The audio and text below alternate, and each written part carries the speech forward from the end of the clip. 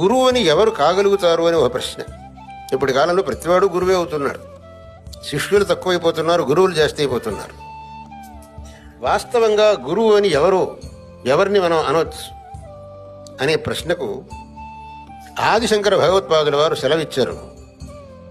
కో గురు అధిగత తత్వ శిష్యహితాయోద్యత సతతం.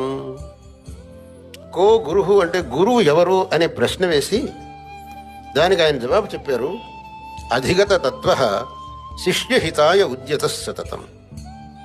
ఎవరైతే శాస్త్రోక్తమైనటువంటి తత్వాన్ని చక్కగా గ్రహించి ఉన్నారో, ఎవరైతే శిష్యుని యొక్క సంశయాలను తీర్చగలిగి ఉంటారో, ఎవరైతే శిష్యుని యొక్క హితమునే సదా కోరుతూ ఉంటారో ఆ వ్యక్తియే గురువు అనే పదానికి యోగ్యుడవుతాడు. కాబట్టి గురువుకు ముఖ్యంగా ఉండవలసిన యోగ్యతలు రెండు. ఒకటి, శిష్యుని యొక్క సంశయములను తీర్చే శక్తి ఉండాలి. ఇంకొకటి, శిష్యుని యొక్క హితమునే సదా కోరేటటువంటి వాడై ఉండాలి. ఈ రెండు లక్షణములు ఉన్నప్పుడే ఆ వ్యక్తిని మనం గురువు అని భావించి పూజించడానికి అవకాశం ఉన్నది. భగవత్పాద శంకరులు ఈ లక్షణములు పరిపూర్ణంగా కలిగినటువంటి మహానుభావులు.